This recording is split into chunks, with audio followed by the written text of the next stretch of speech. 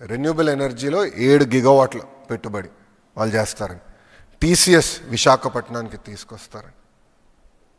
అదొక బాధ్యతగా ఒక పట్టుదలతో ఏ రాష్ట్రం ఇవ్వని విధంగా 99 పైసలకి 20 ఎకరాలు, సుమారుగా 20 ఎకరాలు మేము టీసీఎస్కి ఇచ్చాం. అది మాకున్న కమిట్మెంట్. ఇది ఎందుకు చేసామంటే అసలు విశాఖపట్నం ఐటీ మ్యాప్లో లేదు. ఐటీ మ్యాప్లోకి తీసుకెళ్ళాలంటే ఒక షాక్ ఇవ్వాలి సిస్టమ్, కానీ నేను చేశాను. దెన్ కాగ్నిసెంట్ గురించి కూడా మారదాం. నేను డావోస్కి వెళ్ళినప్పుడు డావోస్లో కాగ్నిసెంట్ సీఈఓని కలిసా. వాళ్ళ బూత్కి గౌరవ ముఖ్యమంత్రి గారు నేను వెళ్ళి అక్కడ మాడుతుంటే నాకు కంపెనీ కొంచెం సందేహం ఉంది వీళ్ళు అని. అప్పుడు వాళ్ళ సీఈఓని నేను పక్క తీసుకెళ్ళి ఒకటే చెప్పా, మీరు వైజాగ్ రండి, మీకు భూమి 99 పైసలు నేను ఇస్తానని.